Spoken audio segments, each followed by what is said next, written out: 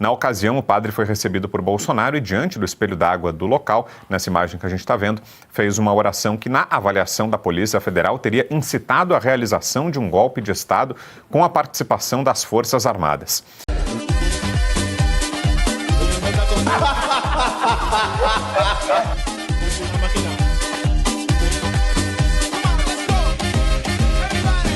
Olha só, vamos falar lá do inquérito da Polícia Federal? Porque olha, é o seguinte, além do padre José Eduardo de Oliveira e Silva, uma das 37 pessoas indiciadas pela Polícia Federal no inquérito do golpe, mais 2 sacerdotes católicos são citados no relatório final da Polícia Federal sobre a investigação. No documento, a polícia menciona um encontro entre Jair Bolsonaro e o padre Genésio Ramos no dia 12 de dezembro de 2022, no Palácio da Alvorada. Na ocasião, o padre foi recebido por Bolsonaro e, diante do espelho d'água do local, nessa imagem que a gente está vendo, fez uma oração que, na avaliação da Polícia Federal, teria incitado a realização de um golpe de Estado com a participação das Forças Armadas. Em entrevista hoje ao portal UOL, Bolsonaro se disse vítima de perseguição e não descartou se refugiar em uma embaixada caso tenha prisão decretada ao final do processo penal. Aspas. Embaixada, pelo que eu vejo na história do mundo, quem se vê perseguido pode ir para lá. Se eu devesse alguma coisa, estaria nos Estados Unidos. Não teria voltado. Fecho aspas. Bolsonaro também admitiu ter conversado sobre artigos da Constituição com os comandantes das Forças Armadas, mas que a ideia logo foi abandonada. E, aliás, esse é um ponto central, né, dessa investigação. É tratada como tentativa de golpe o simples uso, o simples acionamento de dispositivos da Constituição. Uso do estado de sítio, uso do artigo 142, por mais diversas que sejam as interpretações sobre esse artigo, mas o simples fato de pessoas terem se juntado para discutir se valia a pena ou não acionar um artigo da Constituição já é considerado pela Polícia Federal nesse relatório como um movimento golpista. Então, daqui para frente, qualquer presidente da República que cogitar, que consultar algum assessor sobre usar o estado de sítio, por exemplo, vai ser considerado golpista, vai ser sintoma de que ele está planejando um golpe de Estado. Pelo relatório da Polícia Federal, é disso que se trata, né? Bolsonaro cogitou, como ele próprio falou nessa entrevista, cogitou usar artigos da Constituição para colocar fim àquela crise que se estabeleceu em 2022, com questionamentos ao resultado do processo eleitoral, mas só por ter pensado isso, por ter consultado aliados sobre isso, já foi considerada uma tentativa de golpe de Estado. O uso de dispositivos que, repito, faço questão de repetir, estão na Constituição. É disso que se trata a suposta tentativa de golpe de Estado que é citada pela Polícia Federal. Geise, e essa outra informação que trouxemos de mais religiosos envolvidos, padre que fez oração também é considerado golpista. Não, é assim, é uma acusação completamente estapafúrdia. Vale lembrar que é o padre José Eduardo, o padre Paulo Ricardo, também muito famoso na internet, enfim, ele tem um apostolado de oração, e, enfim, de cursos, que é de interesse católico, e o padre Genésio Ramos. Eu entrei na rede social do padre Genésio Ramos e um dos posts é em prol à anistia do 8 de janeiro. Então, tendo em vista o Brasil que nós vivemos, é quase um crime, padre, o senhor colocar na sua rede social que você defende que pessoas que não tiveram acesso ao devido processo legal sejam anistiadas dentro do Estado brasileiro. Bom, o que eu quero falar aqui é em relação ao padre José Eduardo, porque ontem, no Oeste Sem Filtro, nós recebemos aqui na casa o advogado desse padre, o nome dele é Miguel Vidigal. E o Miguel Vidigal, ele estava em Brasília, né, por conta desse processo com o padre, e a primeira coisa que ele trouxe pra gente é que ele recebeu esse relatório de 800 e poucas páginas da PF, primeiro no WhatsApp dele, e aí ele acessou o sistema do STF e o relatório ainda não estava lá. Então a primeira pergunta que se faz é: como que esse relatório sigiloso da PF vaza dessa forma, que primeiro vai para uma rede social, primeiro outras pessoas têm acesso, e dentro do sistema formal do nosso país, o sistema do STF, o processo, né, a investigação ali, o relatório da PF não aparece? Então, a primeira pergunta é essa, e é muito curioso que esse tipo de coisa aconteça no nosso país. O advogado dele, o Miguel Vidigal, também está dizendo que as acusações feitas ao padre José Eduardo não têm respaldo na lei, não tem respaldo sequer na esfera da realidade. Eles estão, ele diz que ele ainda não terminou de ler o relatório, mas que o relatório é muito confuso e que ele está sendo acusado de deduções. Então, eu deduzo que o padre fez uma oração e que isso incitou tal coisa. Basicamente isso o relatório. Eu deduzo que o padre fez atendimento espiritual. Um dos pontos principais é esse. O padre encontrou-se com o Jair Bolsonaro. O ponto é que, primeiro, ele é padre, ele faz atendimento espiritual e é isso, a função dele é essa. Ele está aqui na Terra para isso, para atender pessoas que o procurem. Inclusive, se o Alexandre de Moraes procurar o padre, eu tenho certeza absoluta que ele atenderá. E aí ele fez esse atendimento ao Jair Messias Bolsonaro, não só agora, na ocasião de 22 e tal, mas, por exemplo, na facada. O padre, em 2018, na facada do Jair Messias Bolsonaro, encontrou com o presidente para dar atendimento espiritual. E aí ele trouxe essas informações. Mas o que me chamou bastante a atenção é que o padre, ele já deu atendimento espiritual ao Rodrigo Maia, por exemplo, que é a oposição, que não tem relação alguma com Bolsonaro, com a direita, com nada. E que o padre esteve, a convite do Rodrigo Maia, no jantar de posse do Alexandre de Moraes, que foi oferecido ali pelo Maia. Então, eles estão tentando criar toda uma narrativa em cima desses padres, em cima do Bolsonaro, para falar que foi um baita de um golpe. E, de novo, né, a sensação que eu tenho é que eles assistem a Revista Oeste. Porque quando a gente falava sempre assim, da bolinha de gude, né, com bolinha de gude, com terço, com bíblia, então eles resolveram deixar a fábula um pouco mais criativa.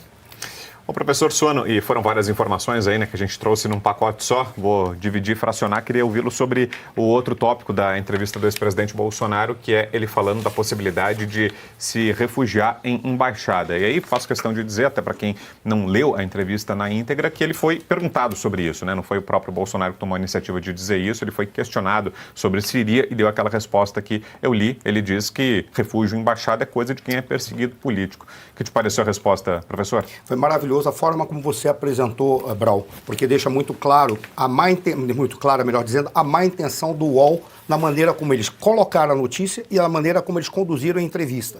Eles induziram o Bolsonaro a dar uma resposta sobre uma pergunta que eles estavam fazendo acerca de se refugiar em algum lugar. Aí ele disse, olha, quando alguém é perseguido num país, ele se refugia. Ele não disse, eu vou. Mas o que está na... já produz a manchete, mas Bolsonaro não descarta se refugiar em embaixada. Não descarta. Veja, não descarta. Ele já está colocando a possibilidade que o Bolsonaro está cogitando. Logo, ele já está admitindo de alguma maneira que ele vai acontecer algo com ele, logo, pelo fato dele estar envolvido diretamente. Em síntese, o que o UOL está fazendo aí é algo sujo. Ele não pode fazer isso, mas ele está tentando levar a possibilidade. Quanto ao que o Bolsonaro falou, ele disse, olha, se refugiar em embaixada é um instrumento que é utilizado porque você é perseguido, mas eu não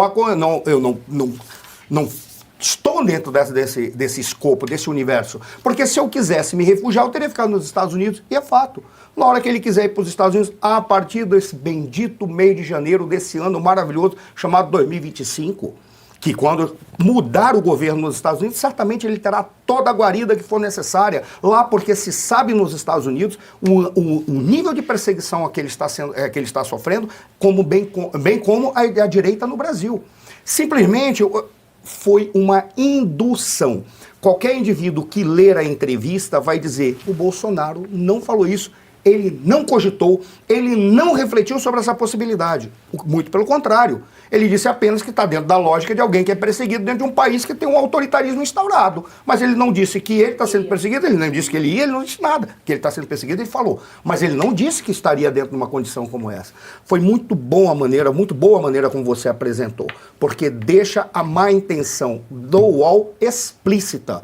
E mais uma vez, o que nós estamos encontrando é simplesmente a narrativa que tem que ser feita para limpar do país, da perspectiva dele, para o nosso caso, é retirar o limpo para colocar o lodo, né? Eles querem colocar o lodo, retirar aquilo que é limpo, para que eles possam dar continuidade ao seu projeto de poder. No caso do padre, por exemplo, olha que coisa absurda, um padre não pode se encontrar com o presidente da República e dar a bênção para todos aqueles cidadãos que lá estavam diante do presidente ouvindo. Mas, no entanto, padres no Brasil podem entrar na internet, botar suas imagens de formas estranhas. Para isso pode.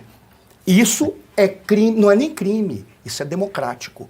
Porque esse padre está apenas exercendo o seu direito de expressar os seus desejos. Talvez seja isso, ou seja, a subversão está completa. E cadê a CNBB, né? É bom Exato. cumpre perguntar, cadê a Confederação Nacional dos Bispos do Brasil? Mas posso fazer só um comentário sobre a CNBB, que uma vez até eu e a Geisa, a gente teve uma discordância. A CNBB, ela é uma associação, ela não representa a Igreja Católica. Infelizmente, os bispos que tomaram conta da direção da CNBB, como sendo uma associação que dá assessoria à Igreja Católica no Brasil, aqueles que tomaram conta, que não são a maioria, por incrível que pareça, são de esquerda, são progressistas, adoram a teologia da libertação, parte expressiva, e fazem com que a CNBB só se manifeste para aquilo que não presta, ao invés de se manifestar para aquilo que deveria estar de acordo com a doutrina da Igreja Católica, porque é para isso que eles criaram essa associação de bispos, e cá entre nós, a hierarquia da Igreja Católica termina com o bispo. Tá? O ré é que nem general, o resto, arcebispo, não sei o quê, é como ir para o generalato. É bispo, é o máximo. E reúne aqueles bispos que ali tentam entender as questões que afetam a Igreja Católica para lhe dar a assessoria necessária de acordo com a consulta que pode ser feita. Não apenas foram tomados, como se acharam no direito, esses que tomaram a CNBB, de ficar fazendo manifestações políticas que não cabem a eles. Algo mais, Geise? Só uma coisa para a gente deixar o registro na nossa audiência de que é de fato uma perseguição política aos padres, ao Bolsonaro, enfim, as pessoas ali da direita, é que em 2022, lembram daquela história do Telegram que saiu do ar e tal, e foi bastante emblemático, uma vez que o Telegram é justamente a rede social que surgiu como a voz da liberdade e ele foi censurado aqui no país. O padre Paulo Ricardo, que é um dos indiciados nesse inquérito, na época entrou por uma lista do STF. Então, além de ter o canal derrubado, ele entrou por uma lista do STF e essa lista dizia que aqueles nomes tinham que ser vigiados, tinham que ficar sob supervisão do STF e aí a gente não entendeu por que até hoje, né? Então, assim, é perseguição religiosa e eu faço ainda outra pergunta. Não entra na parte de não só perseguição política, aliás, mas de perseguição religiosa, porque você não pode ter o seu credo. O padre Paulo Ricardo, por exemplo, já cansou de ir ao Congresso em audiências defender a vida, defender bebês no ventre. Então, assim, é uma perseguição a todos os valores e ideias que a direita defende aqui no nosso país. Ô, Brown, Oi, Nogueira. eu tenho uma dúvida. Alguém assina esse relatório final da Polícia Federal ou é o órgão que assina? Por que eu estou perguntando isso? Porque eu estou muito interessado em saber quem escreveu. Porque eu gostaria de sugerir para que vire escritor de novela. Porque assim, a capacidade de criar coisas, de imaginar coisas... Aliás, eu acho que é uma concorrência desleal com o gabinete do TSE, que tinha que usar a criatividade contra o Oeste, né? Então, assim, essas pessoas estão no emprego errado, vai trabalhar em televisão. Tem uma solução para isso.